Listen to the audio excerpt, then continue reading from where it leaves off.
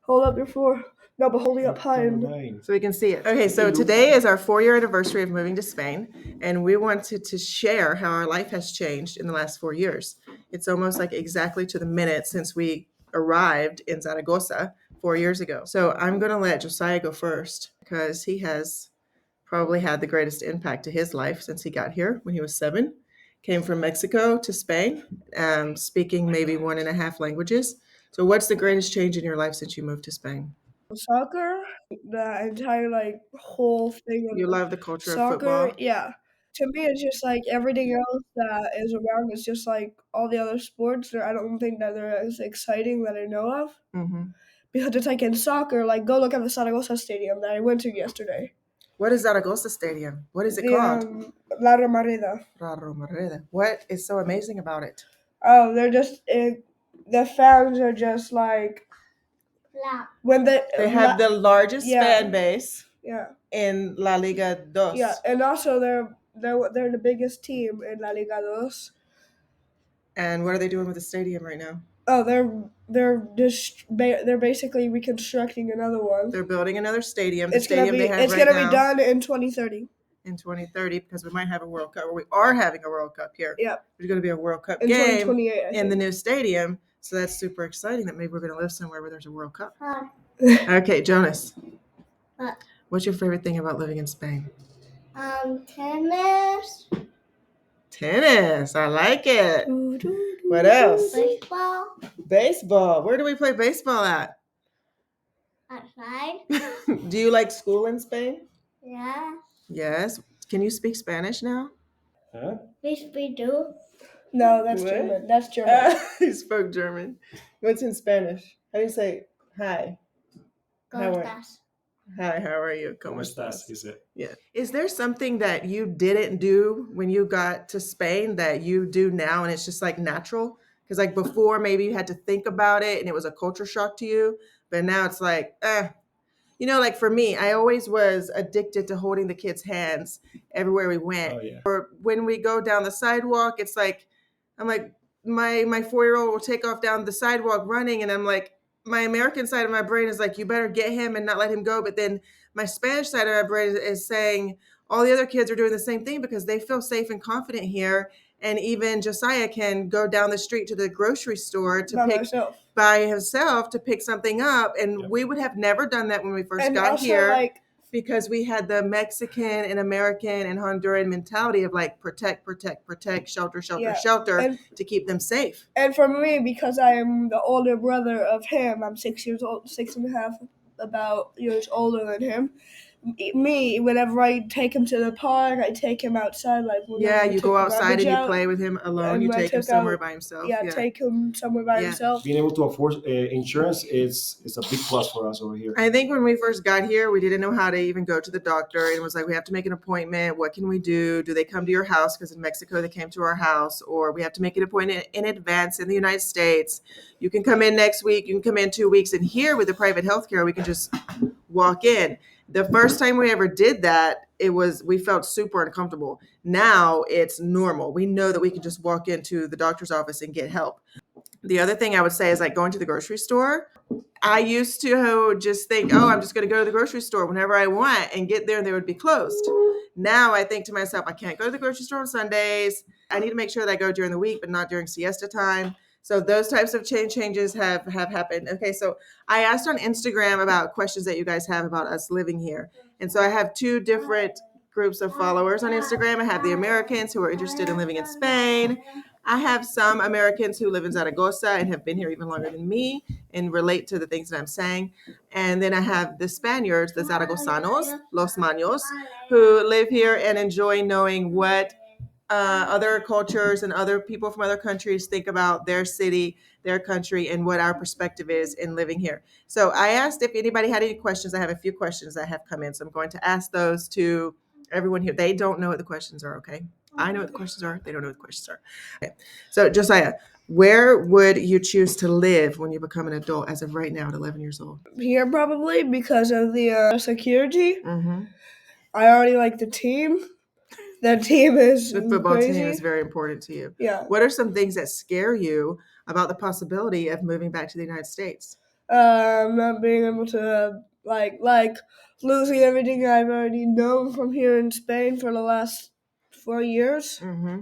The scenery, the things that I know, like the customs, like Yeah, you feel like this is your home. yeah. Yeah, kind of like I feel like the U.S. is my home and I'm a stranger here.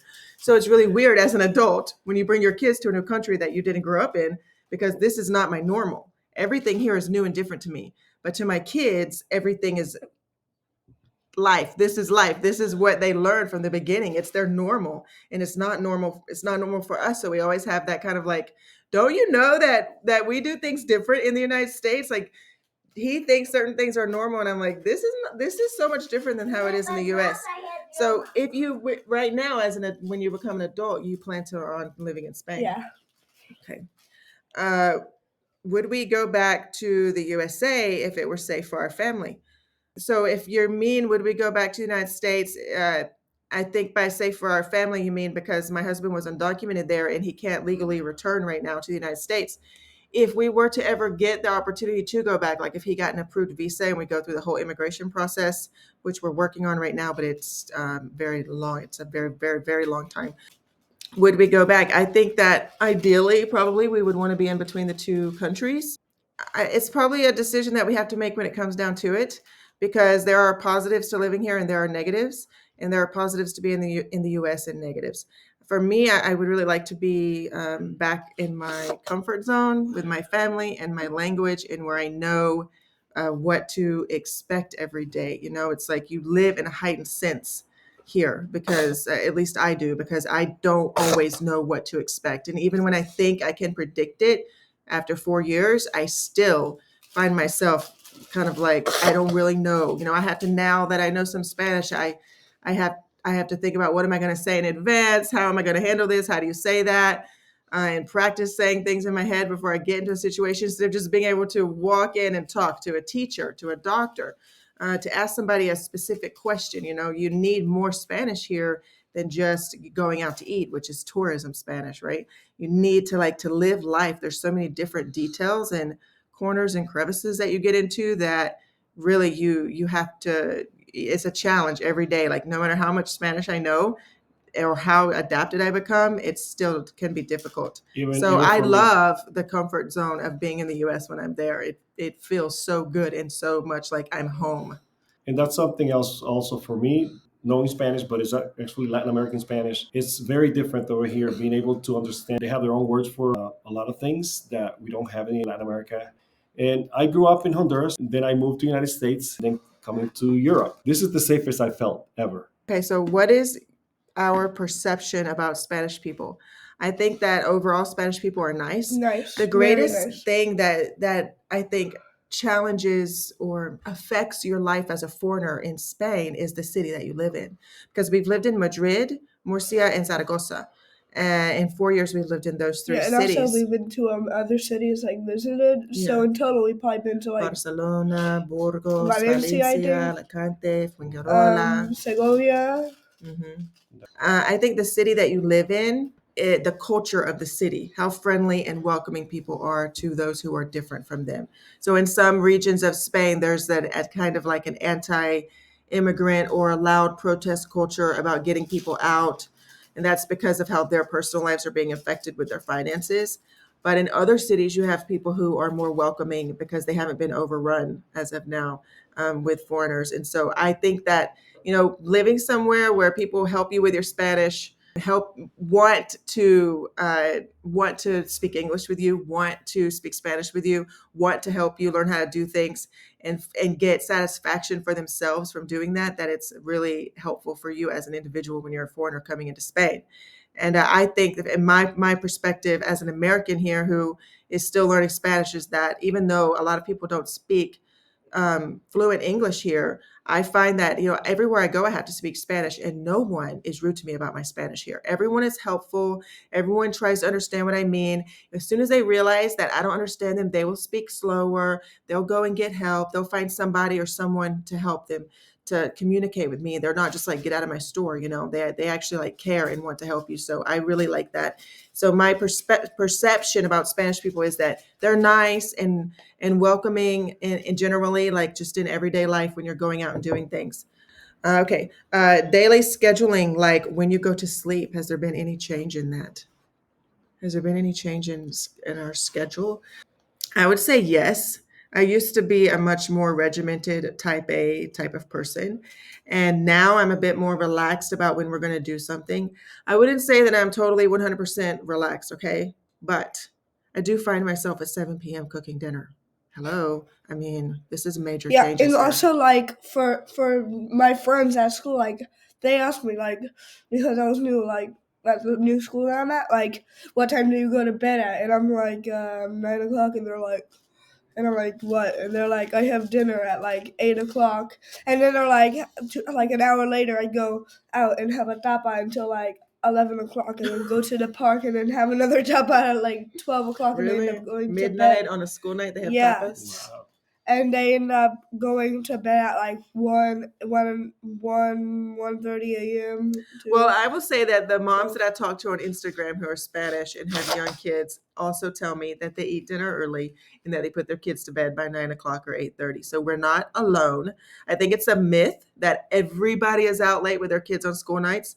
It is common here to take your kids and do things that we would never take our kids and do with them in the United States. Okay, so like what? so to go to like a cafeteria out late, a concert, you'll see babies in strollers taking a nap while their parents are sitting there socializing, having a beer. Like we would never do that in the U.S. You don't bring kids like into I that type of remember one environment in the United on States. Friday after I had my swim class and we were walking around in the Plaza de Pilar, I saw there's like this group of people that were there, and then it was like they were just like having a beer, it looked like, and socializing, and then they had a stroller with like what seemed to be like a newborn baby, like. Would you recommend other kids move to Spain who are your age? What would you say to someone who was moving here and maybe was a little scared of the changes of the language? Do you think that the schools But have been would they? helpful to Well, you to learn the yeah. language? What would they be like scared of? Like, Well, sometimes they're afraid because they're 10 or 11 years old and they don't speak Spanish. And they're well, you afraid. could do like try to do Spanish classes before you come here, and then it's like some Spanish classes online with people who live in Spain like out for school. Castellano. Yeah, Castellano. Yeah. So what do you think about Castellano? Like you say, Español Latino. I don't even know how to pronounce it. Zaragoza the right way. Zaragoza. The right way anymore.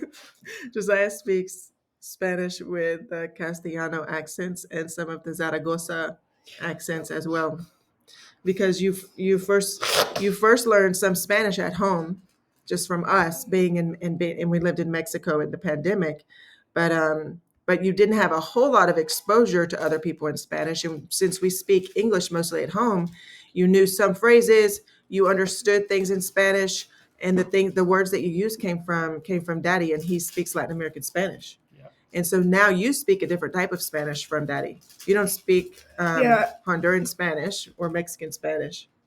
You speak Yeah, I proudly. know. What do you Sometimes speak? Castellano. Castellano. Sometimes I'm talking with my friends, and Daddy is just like tries to repeat the word I'm saying, but he says it in like his accent. He doesn't understand Yeah, he doesn't understand me. you. And then It's tough. and then sometimes he corrects me when I'm talking to my friends, and my friends are like, "What did he say? What was that he was saying?" So yeah, Was that so in the English? Spanishes are different, and also the English that they teach in Oh school yeah, is and different. also the different like memes that they have here in talking, like how the what thing that is in the US when you get shocked. Here it's como, Okay. which means what. So I think one major life change that has happened in Erwin's life is that he's a Spanish citizen now. Yep.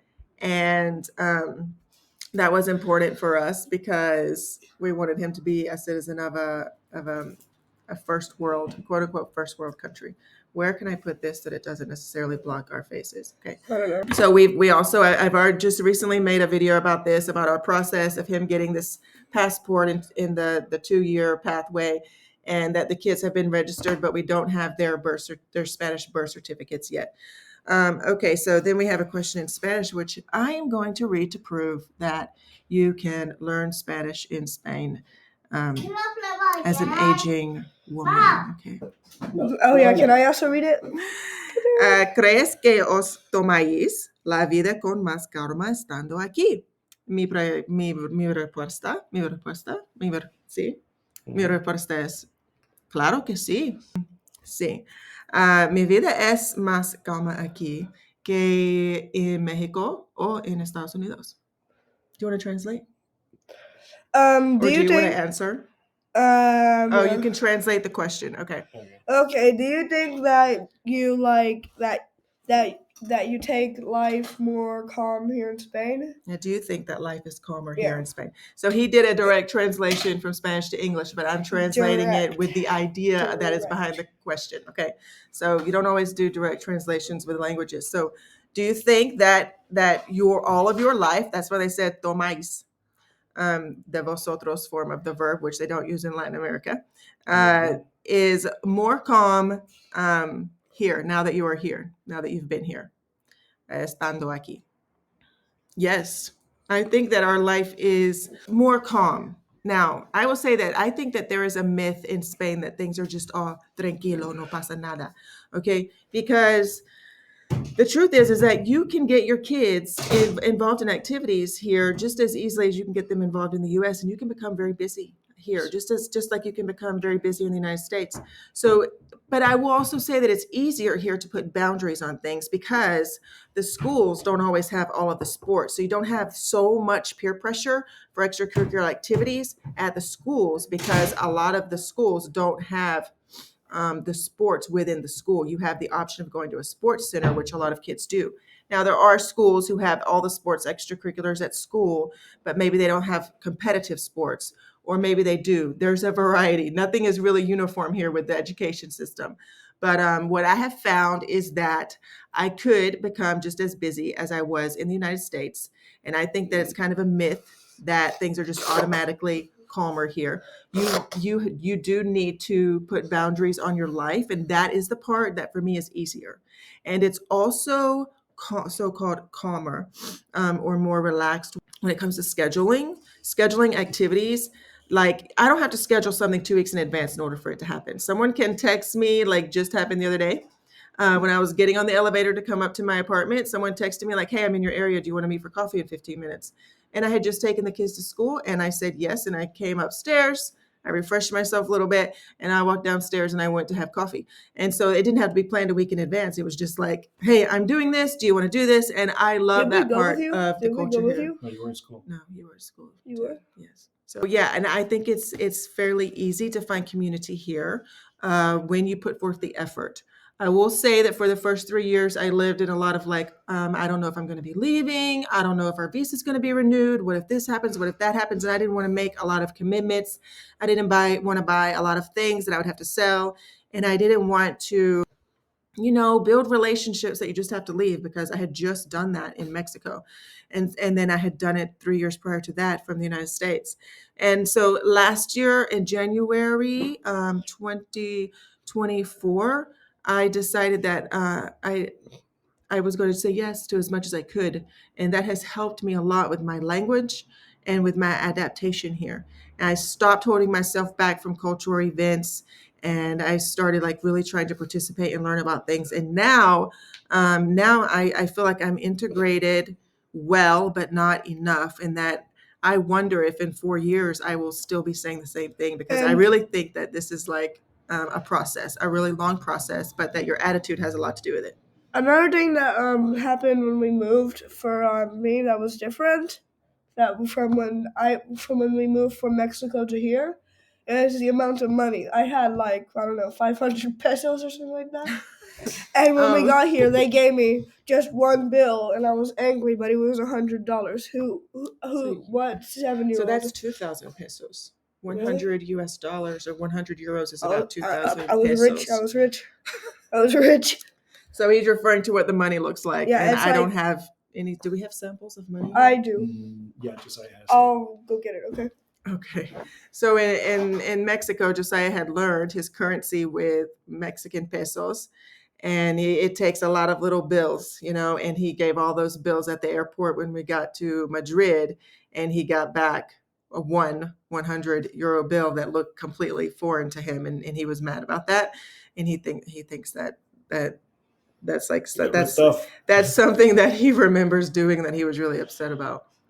All right, so do Okay, you have your so money? yes, I want to show up the Euros. pesos first Okay. because of the this.